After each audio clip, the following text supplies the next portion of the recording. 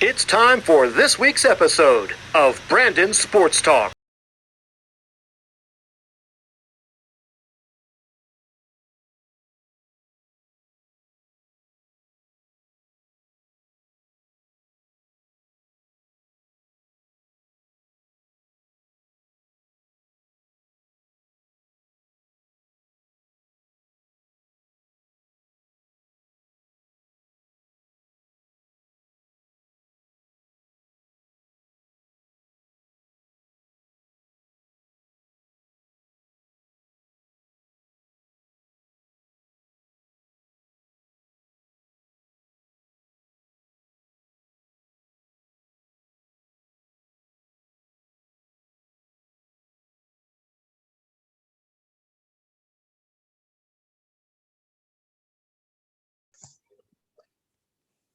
Welcome back to Brandon Sports Talk. In today's episode, I have the privilege to interview Xavier assistant cross country and track field coach Lauren Etheridge. How are you doing today? Good. How are you doing? I'm doing good. Can you talk about how you knew that you wanted to get involved in college coaching? Yeah. So honestly, I didn't really know kind of what I wanted to do. I wasn't sure if coaching or even college coaching was what I wanted to do. I was a senior in college and about to graduate, probably a month before I graduate, and I still had no clue what I wanted to do. I knew I enjoyed athletics. I knew I enjoyed running and sports. So I was like, okay, well, I think that's probably something I should maybe pursue. So I did get my personal training certification. So I was doing a little bit of personal training, but I was like, I don't think this is it. I think I want to work with like college age students. You can really like work them hard and maybe not be as fearful of like certain type of injuries or anything like that. So about a month before I graduate college, I actually had a GA position that opened up and kind of was able to pursue the cross country strength conditioning coaching realm. And once I got dived into that a little bit more, I was like, okay, I think coaching is where I need to be. And really like I loved the leadership aspect that it provided and just the relationships that you could build. So that's kind of where it was like started of, hey, I think coaching is what I want to do, especially like with running or, strength and conditioning. What was it like, obviously, going to UNC Ashville and obviously playing track and field? Yeah. So I have a little different kind of like story as a runner at Asheville. I was actually recruited to be a 400-meter hurdler. So I was a sprinter in high school primarily. I ran cross country a little bit my senior year in high school, but I was a hurdler. So I was recruited to sprint going into college, and just kind of like weird chains of events that happened. I ended up getting hurt my first year. I was injured. I was anemic my first year, so I had low iron. Things just weren't going super well for me running wise at Asheville. And so like coming in my sophomore year, I was like, okay, I'm gonna like crush it. Like I'm gonna prove myself that I really am a good runner. And so I did that. And I was able to, kind of prove myself my second year at Asheville. But my training group that I was with, we had different types of events. So we had like the 100, 200, the 200, 400 group, and we had the 400, 800 group. Basically, my group that I was in, which was the 400, 800, they pretty much, were either graduating or a few transferred out of my like training group. So it was really like me left. So at that point, my head coach, who was the distance coach, and my sprint coach that I had been working with for those first 2 years start talking. I was like, well, how about Lauren goes and works with the distance side, who are the 800, like 1500 meter runners, because I did have a relatively strong aerobic background.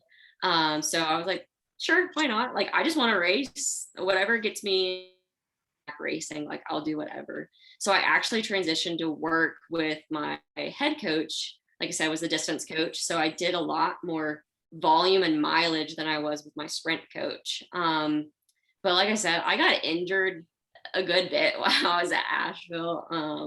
I'm a very type A individual, and like to control things myself. So, maybe I did a few extra workouts I probably shouldn't have been doing.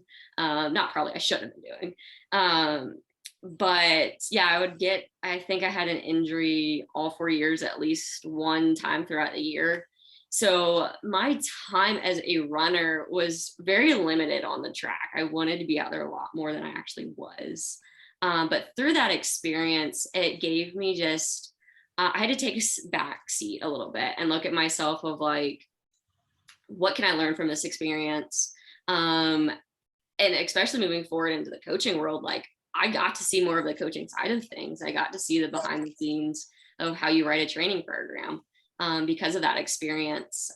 Sure, I would have rather 100% been on the track racing a lot more, but it was probably like a blessing in disguise is kind of what I think really happened. But I enjoyed my experience regardless of injuries. I dealt with some mental struggles my last few years there just due to injury. So that was another piece that was, I've grown so much as a coach because of the things I went through in college.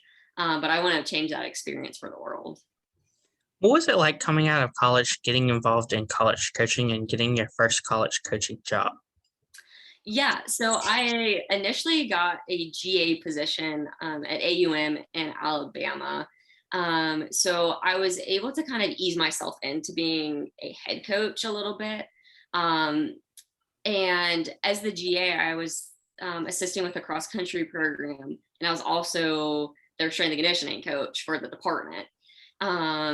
So it was really just kind of cool to see that next step from going to be from an athlete to basically an assistant coach, getting it involved with a little bit of recruiting, writing some training, and the relationships that you get to build with your athletes that you might not get to do as like a teammate, you're a friend, a coach, you have that relationship, but you also have to, at the end of the day, you're making the decisions of like, hey, you're racing or like we need to change this workout, things like that. So when I was going from GA to the head coach though, I wasn't even like, as a GA, you're not even a full-time complete assistant. You're still taking classes at school. Going from that GA position to straight into being a head cross-country coach and head strength and conditioning coach, I thought I was insane to think like I could do it all. I'm like, this is like, should I be doing this? Am I equipped? Did I learn enough? Like I kind of went into the panic mode of like, okay, I think I can do this. I think I'm that crazy to like try and like really go for something I'm excited about doing. And it was great. Like I, for 100% sure, had my struggles going and to be that head coach. Like there were difficult times there, just because of so much that I had to establish at Aiken. But it was such a great opportunity. I loved that, just not being necessarily too scared to like go for it and give myself that opportunity to develop a cross country and a strength and conditioning program at the same time. So I'm super proud of myself and what I was able to accomplish getting to that point. What was that a feeling like of obviously going to Aiken and being a first-time head coach and obviously being so young at being a first-time head coach?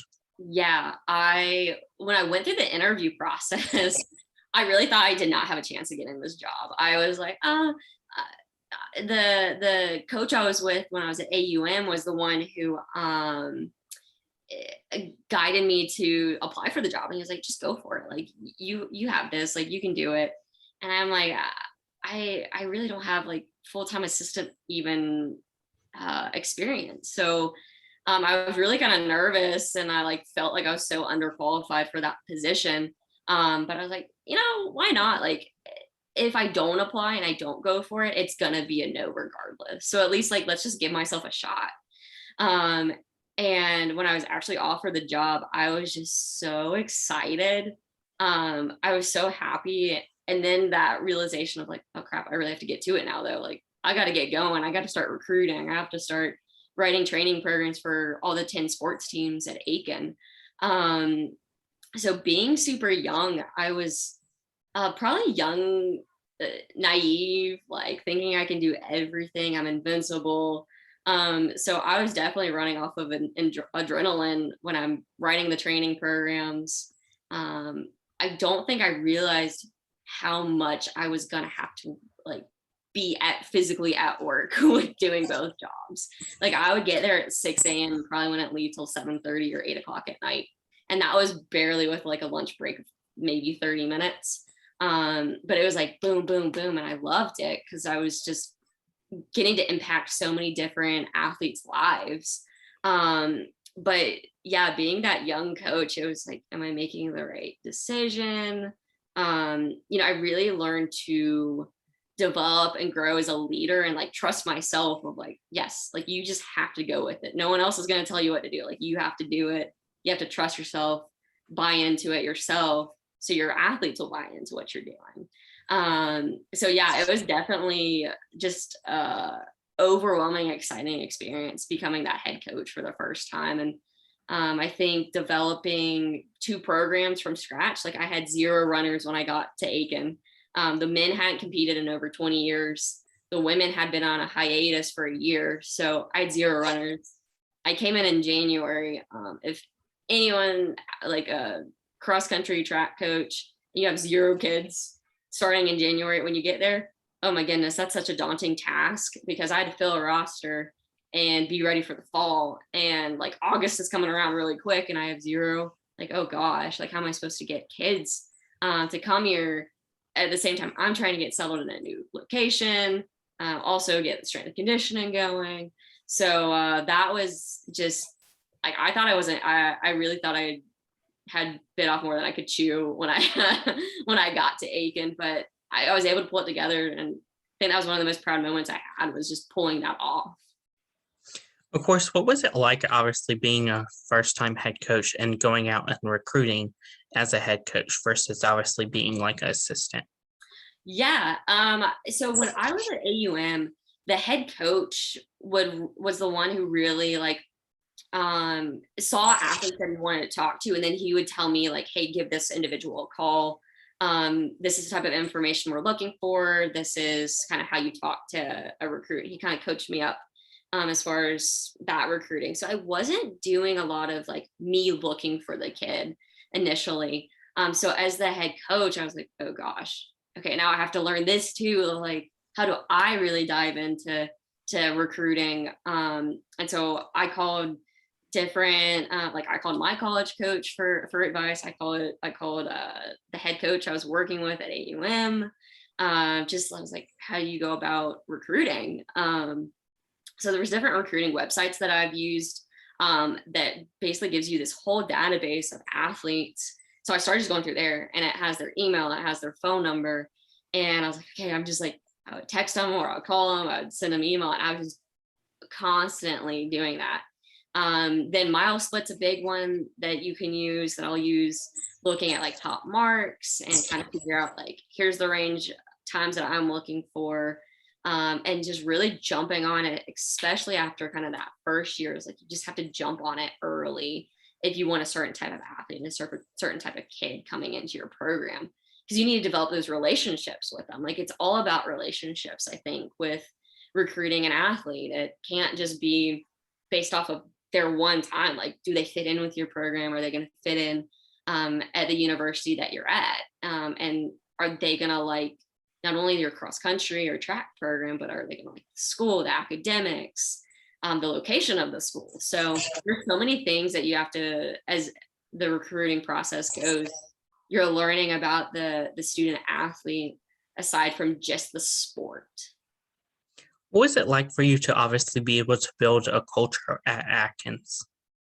Yeah, so I the one thing I really wanted to establish at Aiken was a culture where we were a tight-knit group. It was that family atmosphere where, you know, you would do anything for your teammate or your coach or whoever it was in our department. I knew my first year, especially too, that like we weren't going to be the most talented. We were not going to be the most competitive right off the bat. Like, it's just the nature of starting a new program. You have to build it up. It's not your first year. Like, if it is, then fantastic. More power to anyone who can do that. But I knew, at least from the university perspective and the resources we had, I knew it was going to take time to build the program up. So I initially 100% wanted the team to be a great atmosphere, because if that wasn't it, the results were not going to come. And I, I think really learned that from my time when I was a college athlete. We had some different dynamics on the team. We had some, just kind of butting heads at times. And I just realized that was not the culture I wanted. Like, I wanted a positive, just like I said, family atmosphere. So like from day one, I set the ground rule of like, here's my expectations for you as a runner on the team, but also know like I have an open door policy. I always had it where, if an athlete needed to come in and talk to me about academics, athletics, personal life, like my door is open, because I wanted them to feel like they could trust me. Again, getting the success on the cross country course, on the track, is having that athlete buy in and trust you as the coach, that you're leading them to be their best self. So I think that was, a big development for their culture. And just kind of with it being a new program, it gave me the perfect opportunity of all these athletes are new. Not one of them was here before, and there wasn't any back drama that was there. So I think I was actually really blessed to maybe not have previous runners, because there might have been this like power struggle. You weren't my coach initially, that kind of thing. So I think just being able to start with a clean slate really kind of helped me develop that culture, and the team as a whole develop it together. What were some of your accomplishments as the head coach for Aiken? Yeah, like I said, we were not super good my first year, but I saw 100% potential in those athletes that I had there. And really that coming next year was just, we got to recruit better. And then with the athletes we had, we just have to train them more and continue to progress them in their training cycle. So running more mileage was a huge thing for that team. Just some of them hadn't run a whole lot. So it was just like building their mileage up. And that in of itself was going to make them a better runner. It wasn't going to be a workout we did necessarily when we got back in the fall for cross country. It was, hey, we got to get that base mileage in for us. So from my first year to my second year, I think, especially on the women's side, we took our women's program from finishing last at conference that first year to finishing, we were 8th, I believe, which was our highest finish since 2011. So I think just that quick of a turnaround was one, just fantastic and mind-blowing to me, of like, wow, like we were able to do that. And I think, the other piece is just every one of those runners worked their butts off and they were able to run faster times their first year to their second year and beyond. And each one of them PR'd by the end of their season, running their fastest times basically at conference, which is always what we want, because that's when we were peaking, was for conference for those athletes. So it was great to see them accomplish that. And then again, just building the program back up. That's a huge accomplishment. It can be a daunting task. So actually achieving that and getting that program back started was another big accomplishment for us. And on the academic side, we were always top at our university. Our women's program had the highest GPA for a few of those semesters. So that was always a great accomplishment. We always want to make sure our athletes are academically doing well. And because at the end of the day, a lot of them go professional in something other than their sport. So we want to make sure they're getting their academics done. And one of our runners, she ended up being our Elite 16 award winner at conference, which is the highest GPA, most credits for an athlete at the conference, in the whole conference. And so we had that one runner on the team. She actually got that to her junior and senior year. So that was a great accomplishment for our program. What was it like for you to go from being the head coach to now working with Xavier and going down to assistant coach? Yeah. So it definitely, I think that was one of the questions, even, as I was going through that interview process, of like, how are you going to respond being from a head coach to an assistant? And one of my biggest things I said was, I knew I wanted an assistant when I was at Aiken. Like, I would have loved to have an assistant because there's just so many things that go on beyond just writing the training as a coach. Like you're recruiting, you've got official, unofficial visits, you're setting up travel, meals, budgeting. So there's so many other things that go into it beyond just writing training and going to a practice. So having an assistant would be fantastic. So I was like, I am that person to step into that role if that is what I need to step into be. I also really wanted to, so Aiken was a Division II university. I ran Division I at Ashville, but I really wanted to step into being a Division I coach. So I saw that Xavier was going to be a great opportunity to step into that position. Not only is just becoming an assistant, but the Big East that we're in, the conference is such a tough cross-country distance conference. So I'm like, this will be stepping like my coaching career into a tougher conference.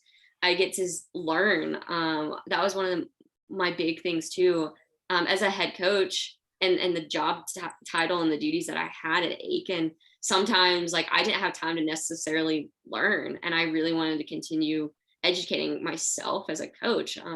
I think if you get to a point where you think you know everything, then you're kind of done coaching. Like you've tapped out. But if you're always wanting to learn more, you can give more to your athlete to make them a better athlete. So I think I saw Xavier as that opportunity to step into an assistant role to learn again and to learn from Coach Burrows, our head coach, and see how other things are run a little bit different than maybe what I did, and to refine my craft as a coach. So I really saw that as a great opportunity. And it's been fantastic. You know, we have our head coach, we have a part-time sprint coach, and then we have a GA who's also on staff. So amongst the four of us, we really are able to tackle a bunch of areas and are super efficient. And I think we're able to really just enjoy, because we are efficient on the things that we do behind the scenes. When we get to a practice, like we can just have, like, it's a great practice. Like we're able to go out there, do what we need to do, accomplish what we need to accomplish, and not feel like we have to stress to get back into the office and get something done, because amongst the four of us, we're good. So we've been able to work really well together. Of course, what are some things that you have accomplished at Xavier so far? Yeah, so I've been at Xavier since August. So I'm still really kind of new to Xavier, but in the short time that I've been here, our cross country program, both the men's and women's, have been able to elevate where they finished from conference from last year to this year. So I think that's first and foremost a great accomplishment. That's cross country, and one of our big focuses for our sport is cross country and distance. So we really want to excel when we go to the cross country meet. Another like kind of big, really big accomplishment for more on the individual basis for our team was one of our runners, our number one female. She had come from soccer, and she had some injuries at soccer that had told her she was medically not cleared to play anymore. So she comes over and runs with us and ends up being our number one runner. First race she goes out, she wins the race. We really didn't know what she had because she hadn't run before. So we weren't really sure where she was going to be at. So she wins that race. She ends up getting second fastest time in a 5K for our school, for our university. So close to our school record. And then she was able to finish all conference at our Big East cross country championship, which is a hard task to do in the Big East. So for her to be able to accomplish those things in just one semester of running is so great. And especially for our program, we're trying to elevate, and having her part of our program just elevates our program to that next level of, hey, we can develop these athletes, and we're wanting to compete at the top. We want to compete and be top. If we can win a conference, heck, let's go for it, And then on our men's side, we had two top really good guys for us. And one of them is actually graduating here in December, January. And then we actually had a freshman who just crushed it his first year. So he has a bright future ahead. He was really close to being in all conference as well at the Big East. So that was a great kind of accomplishment for him of just being a freshman and has so much more to go and such a bright future. And I think I'm just excited to see where we can take this program. I think head coach and myself we have a plan of attack of how we need to get there, and it's stepping stones, and that's wherever you go. But I think that's a big thing of coming into a tough conference, Big East conference, is both him and I are ready for that challenge. Like, let's go. Like, let's get the recruiting going and elevate our program. Of course, what is it like having, of course, athletes like how you said, the woman that plays soccer, and she also is a track and field. What is that like having a dual athlete where they might have got recruited for one sport, but then obviously walked on to, obviously, let's say track and field? Yeah. So, for instance, that one girl we were talking about, she, like I said, had an injury that kind of prevented her from playing soccer anymore. So she was a little bit different than, say, a typical dual athlete who might be doing both sports. We actually do have a soccer player who runs for us during the indoor-outdoor track season, but she plays soccer in the fall. So really, we've had it where it kind of depends on how the direction of the recruiting went. So did the cross-country track coach initially start the recruiting process, or did the female male reach out to the cross-country track coach first, or was it the soccer coach first, or whatever team they may be looking at? And we kind of let that coach do the recruiting. And then we talk amongst each other, like, how can we make this work? If this individual were to come to Xavier and be a dual athlete, can we make it work doing both sports? And for the one young lady, she plays soccer in the fall and then comes out and runs track for us in the winter, spring. And it works out perfect because it doesn't interfere with her soccer playing ability in the fall. Like, we 100% let her train with soccer. Like, we never have her actually come out to a cross country practice or train with our track kids. She gets to do 100% soccer, and that the training she does for soccer will set her up to be successful for track. Like, soccer is a speed sport. You have to have aerobic ability as well. So it's speed endurance. Like, she's getting the work she needs. And then once she comes into the indoor-outdoor track season, she's going to be primarily with us. We'll talk with head soccer coach of what he needs of her as well during that spring semester, because they are training and they do have a summer or a spring semester, some games, things like that. So, it's just having that open dialogue and communication with the other coach. And I think being a cross-country track athlete is probably one of it's not easy, but easier sports to kind of adjust being a dual athlete with, because you can technically go run on your own by yourself if you need to, whereas like team sports, you really need your whole team there to run the plays or have the fitness goal, whatever it might be. You actually need the team really there. So running is a little bit different than maybe some other team sports. What does a typical track meet and cross-country meet look like for Xavier? Yeah. So cross country and track are a little different on how they're set up. So cross country, you have a bunch of different teams that come to one race, and the women either run a 5K or 6K. The men run an 8K or a 10K, kind of depending. At the conference level, the guys run 8K, then past that they're running 10K, and then the women run 6K for conference and regionals. So they really are only running that one distance, and every distance individual who's out there in that race is running that one event. As far as track goes, you have a bunch of different events that you can, you have sprints, you have hurdles, you have distance, you have field events. For us, we primarily focus on the sprints and distance group. When it comes to track, we don't have field events. And so, you have 60 meters, 60 hurdles, indoor, 5K, 3K, come outdoor, you got steeplechase, you got the 10K, 5K, 100, 200, 400 hurdles. So there's just so many different events that you can plug people into during the tracks, indoor and outdoor track season. And for us, what's also a little bit different compared to some other sports is we don't actually compete against all of our conference teams really until conference. We compete against so many different teams, different conference Division I teams, Division II teams, NAIA, even Division III teams.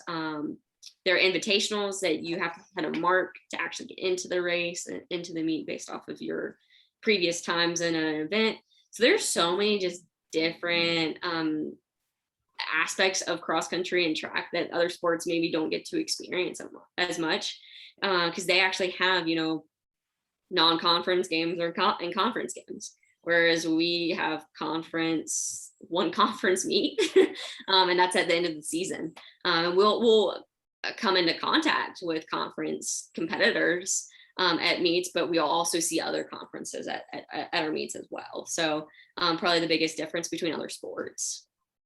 What's that like, obviously, having non-conference games like, let's say, Carolina, Duke, UNC, Ashville would all be in one conference like thing, and then obviously some of your teams like UConn would also be at that particular same meet?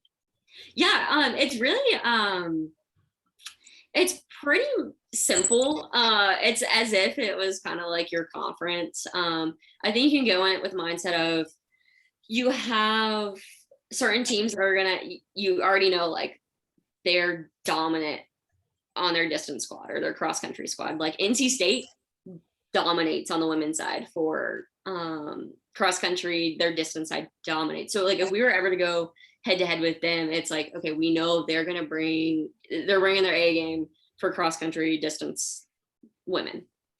So it's kind of looking at each university and conferences and kind of what their strengths are, and in a sense comparing to what like our strengths are. And you just go in it with a mindset of, hey, I'm just going to go out there, do the best our team can do. And really, when we go to those meets too, especially when it's getting closer to conference, whenever we have a conference school that's at that same meet, we're telling our athletes like, hey, we want to beat that kid from the other team in our conference. Like that's kind of our main like focus, not necessarily another like ACC school or SEC school. We're not necessarily worried about them when it comes to a race. Like, sure, we want to beat them 100%. Like we want to win, but just to start getting our athletes in that mindset of like, these are the teams we need to beat, like the Big East schools, or these are the ones we want to compete against. So like, if you need to beat someone in your race, it's that one. So that's how kind of we attack, maybe coaching them up and giving them a race plan or race strategy when it comes to having all these different types of conference teams coming into one race or one meet. What's it like getting to face, obviously, as you said, you play at the end of the season, that one conference game that every conference, your whole entire conference is playing in? What is that like, obviously, having one meet for that? It's exciting. So for cross country, it's just like you get this huge pack of talented runners out there, and it's just like balls to the walls, like they're going and they're grinding. So it's just fun to see them get competitive and get after it. I think sometimes, especially as runners, we can get in our own heads a lot. So when you label it as like, this is your one race, Big East cross country championship, like you don't ever want to say like, don't screw up, but like, here's your chance to like shine. So we really tried to coach them up to be confident in that setting of especially like this year, we were telling our athletes, like, it's a really hard tempo. So we try to take the word race out of it, because I think sometimes when we put the word race into it, it's like, oh my gosh, this is a race. If they were to go do this as a workout or a hard just effort, they crush it. But then when you like get into that, they get in that race mentality, sometimes they get so nervous, they like psych themselves out. And it's like, no, be confident in yourself and your ability. So when you get to that conference level and that championship, it's really just making them feel confident in themselves and in their ability of like, you've done the work, just go out there and race, like have fun with it, go out there and race and pick off people. Like, and I think that's one of the big things too, especially the cross country championship. It's looking at placement, not necessarily time. So again, as a distance runner, like sometimes you can get in your mind of like, I want to PR, I want to run my fastest time. conference sometimes is not always the time to do that. Like it might be, I just need to place higher. And sometimes that means you run a faster time than your previous fastest mark, and sometimes it's not. But if you can finish ahead of other teams, that is the main goal for us. And at the indoor outdoor track and field meets, I haven't experienced the Big East yet, so I'm super pumped myself to experience that. So like, let's go. But as far as those go, it's the same thing. Like, you have certain events have prelims. So you have to make it out of prelims to get to the finals. And once you're in finals for majority of each event, you've at least set yourself up to score at least 1 point. So that in itself, the prelims is like the most nerve-wracking aspect probably of it. It's because you got to make it to finals. Because if you make it to finals, regardless of where you finish, first or eighth, you get at least 1 point. So you're at least scoring for your team. And I think that's kind of a cool aspect. But for each kind of season that we go through, there's opportunities to go on to the NCAAs. You have first round, second round for outdoor track, and then you have cross country, you got regionals, and if you qualify out from regionals to nationals, you have nationals you get to run at. So there's different, conference isn't always the cap of your last race, but you like have to be the best of the best to get to your national levels for cross country and indoor outdoor track. What does the recruitment process look like for prospective student athletes looking to go into track and field or cross country? Yeah, so at least for us, and even my experience prior to being at Xavier, we don't recruit super early. We're probably one of those sports too, a little bit different. We don't go looking at freshmen and their freshman times necessarily. Mainly for a cross country and track athlete, you develop so much from freshman year to senior year at high school. So looking at our recruiting process, we're not necessarily looking at our freshman and sophomore kids, not early at all. Junior, senior year is when especially at senior year, we're 100% like recruiting. We're making calls, we're emailing, getting official, unofficial visits for those recruits. Because, and a lot of times with women, from that sophomore year to that senior year, you can see a lot of changes happening. Are they getting faster? Are they not? Is it kind of stalling out? And you can kind of develop and see how the athlete might develop in college based off the results for women, especially from that sophomore to senior year. So that's why we don't want to recruit too early on as far as our recruiting process goes. But also we're year-round sports. So we have cross, indoor, outdoor. So we're competing all the time. So you have so many different opportunities to show that you've improved. And, we've had some recruits where their senior year, they take like from their junior to senior year, they've taken off. And so we might have not talked to that individual as a junior, but their senior year we will, because they've shown that progress. So the recruiting process for cross country and track is always evolving. And as a high school athlete, never be scared to actually contact a coach. Like if it's a school you're interested in, make sure you do your research and see that if you can run at the school and have times that are comparable, and kind of go from there and start a conversation with the coach if they haven't already reached out to them or anything like that. And then, like I said, I use a recruiting website, MileSplit, I'll use to look up top athletes in different states and kind of go through there, reaching out to high school coaches, having that open communication with them, developing those relationships with high school coaches as well. So as they're seeing their athletes develop at the high school level, they can kind of reach out to us and be like, hey, maybe keep an eye on so-and-so as they're moving up because they look like they could be a good fit for your program. So that's kind of another way of recruiting and getting, talented athletes at different universities. Of course, what does the recruitment process look like for prospective student athletes going on that official visit? Yeah, so for an official visit at Xavier, at least, every university probably has their own setup and how they do it. But here at Xavier, what we like to do is when we bring our recruits or prospective student athletes on campus, we really like them to meet the team, because when you think about it, the athletes are only with the coaches for a few hours during the day. They're with their teammates a whole lot more than they are with us coaches. So we want them to interact with the team a lot and get to know the athletes who are already here at Xavier.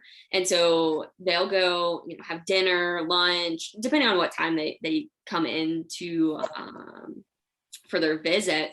And then they'll go, we've had them go bowling, movies, our team has a bread night. They make bread as a team. So bread night, they get to kind of see what it's like to be a student athlete without coaches around. And I think, because sometimes I think high school athletes can kind of get nervous when the coach is there. They feel like they have to say something exactly right. And it's like, be yourself. It's okay.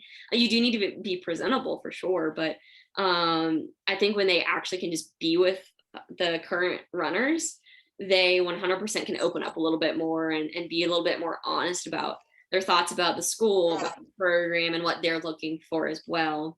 And then so that's kind of their first day here on campus, getting to stay with the athlete overnight, and then they'll come the next day.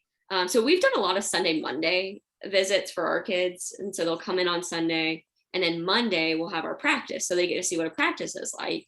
Come to us and get to see kind of like the routine of the daily life, and then myself and the head coach, Coach Burrs, will take them around facilities after practice, because we practice in the morning. So after the morning practice, we'll take them to both our athletic facilities we have, show them our athletic training, our weight rooms that we have, the resources that we have, locker rooms, pool, and then we'll have it finish up with an in conversation of really just diving into, like, again, here's our expectations and what we're looking for as coming into our program, running in the Big East, and here's the expectations of coming here, and then answer any questions they might have as well. So that's kind of a typical official visit, general idea of kind of what we do on our official visits with our athletes. Of course, during the official visit, do they get to look at the jerseys and obviously see what they will be wearing for the next 4 years? Yeah, we definitely can. We're actually in the process right now of creating new uniforms for the program. So a little bit in that process right now of bringing in new ones, so that those aren't here yet, so they don't get to see the new ones. But yeah, they can. And we actually go back and show them our where we keep all of our gear, and we show them how we pride ourselves on our organization. So we show them how organized we are.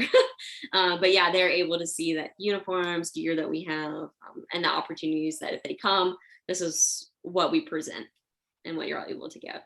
Of course, as a coach, what is it like seeing those recruits obviously see those uniforms and be like, okay, is that a Xavier blue what I'm going to be looking like in the next 4 to 5 years, or is that color going to be good for me?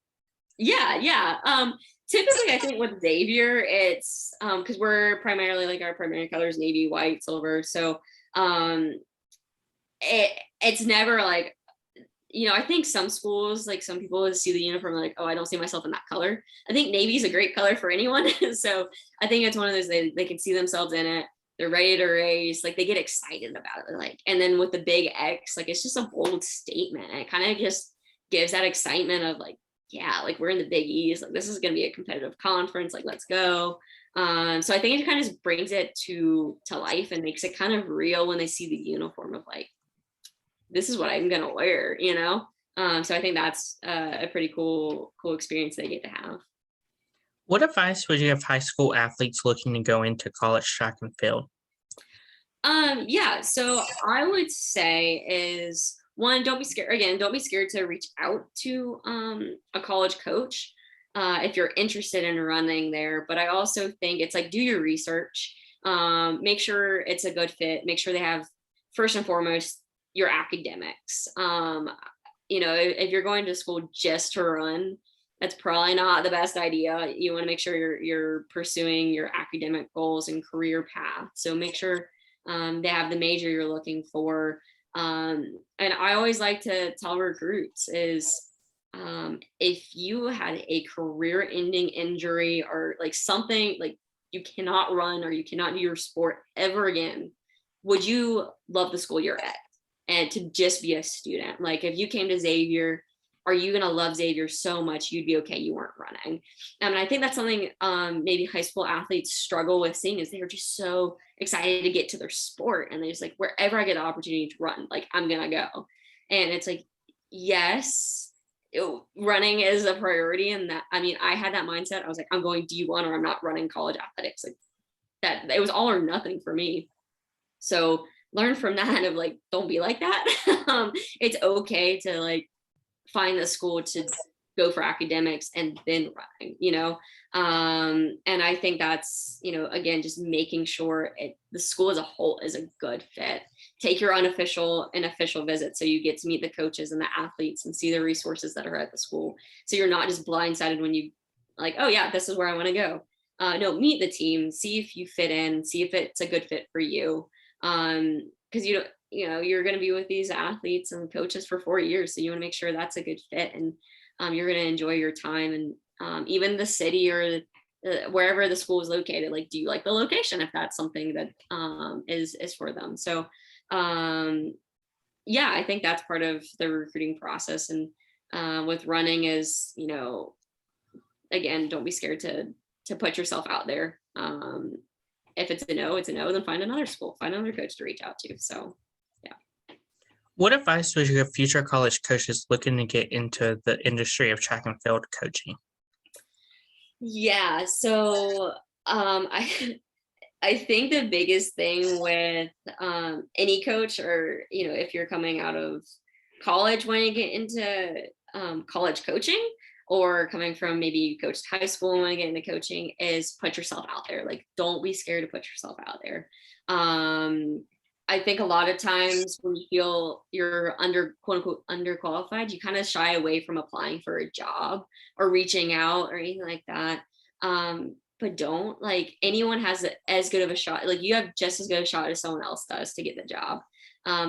The only way you don't get the job is by not applying. Like, it's always a no if you don't apply. So go for it. Like, give yourself a shot. You don't know necessarily behind the scenes what that university or that school might be looking for. Like, sure, they give you the job description, but they may be really looking for something even more particular once you kind of go through the interview process. And if you really have had zero experience and you're in college and want to go to grad school, like, go the GA route. Like, that's what I did. I went a graduate assistant route where I was able to kind of go for my master's degree and then get that coaching experience that kind of provided as like an assistant. So I was seeing what it's like to be in the coaching world. Then you go in and you get like a full-time assistant or head coaching job. So GA route is great, and or even going a volunteer route if that's something you're interested to, and just plugging yourself in. Again, don't be scared to reach out to coaches like, hey, I'm in the area, this is what I do, I really want to get into college coaching. What would it be? What's the process of maybe becoming a volunteer coach? Are you looking for a volunteer coach? Or do you know someone who might be? And so it's just making those connections and reaching out to people that set yourself up to go into that coaching role. And like I said, it's just, I think that's the biggest thing I've learned is just don't let fear prevent you from being great. Like, take chances. And, you know, eventually it might be a no a few times, but eventually there's going to be yes. And there's going to be someone who wants to take a chance on you. Like when I was at Aiken, I had basically zero experience. I was just a GA. I hadn't even been a full-time assistant coach, and I'd never been a head coach, and they took a chance on me. And I would like to think it went well, and I think it did.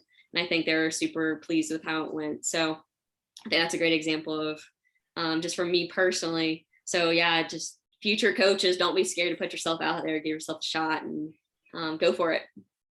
What advice would you give those first-time head coaches like how you were at Aiken? Don't be scared to ask for help. I'm one who likes to do it all by myself and not ask for help. And then you end up just with so many things on your plate, and like people are always there and wanting to help, but they if you don't ask, they probably don't know you need help. They think you've got it. And that's what I realized when I was at Aiken was I came across as like, oh, I got this. Like, I know exactly what I'm doing. And I felt like I could do it, but I also knew I was like wearing myself thin because I was just pulled and stretched in so many different directions that like having just every so often, like someone coming and helping me, or so our athletic trainer there was also strength and conditioning certified, just asking him like, hey, do you mind popping in the weight room for like an hour so I can go do something for cross country real fast? You know, not being scared to ask for help, I think is one of the things. And then again, I think just don't doubt yourself. Trust yourself that you know what you're doing, even when you feel like you don't. Like I think one of the sayings I said to myself in college a lot, and my coach was the one who actually probably put it in my ear a little bit, was like, fake it till you make it. Like, you don't want to fake it, but also just you've got to exude the confidence, and you got to put that confidence out there that you can do this. And again, being a first-time head coach, like you need your athletes to buy into the program, and part of that is you showing the confidence and you showing that like you trust what you're doing and what you're saying, so they can buy into it. So yeah, just don't doubt yourself, and if you have questions, always find someone to reach out to. I think in the coaching world, all of us are willing to help and answer questions that a coach might have. And I know I'm still pretty young in my profession, so I'm always I'm talking to my college coach almost every day. Like, and I talk to Coach Burrows. I call the coach I was with when I was at AUM. So always just keeping these connections as well. They will help you move up in your career and move where you want to be, and help you with your goals that you have. That's great advice. Where can my listeners find you at on social media, along with the Xavier track and field program at? Yeah, so myself, I have Instagram. I can't remember what my title is, but I have Instagram. It's Lauren Etheridge. There's probably, I do karate, so there's probably a karate picture of me. And then we have Xavier Track, and that's the biggest place to go find us on Instagram. That's our biggest platform that we use. We don't really use too many other ones. We don't have a Twitter. If we do, I don't know who uses it, but Instagram is where to find us, is at Xavier Track. We've been doing really good with that. So you can see a bunch of our places we go to off campus to practice, especially for cross country, and see kind of some things that we do for our program with running. Thank you again, Lauren Etheridge, for your interview, and best of luck in your future with the Xavier cross country and track as the assistant coach. Thank you so much. Thank you so much for having me on today. You can find Brandon Sports Talk on Facebook at Brandon Sports Talk, Instagram at Brandon Sports Talk, Twitter at Talk_Brandon, and you can find me on YouTube at Brandon Sports Talk. Don't forget to like, comment, and subscribe. Thank you again, Lauren Etheridge, for your interview, and best of luck in your future. Thank you. You've been watching Brandon Sports Talk. Please feel free to like, share, and subscribe to Brandon Sports Talk on social media and on YouTube.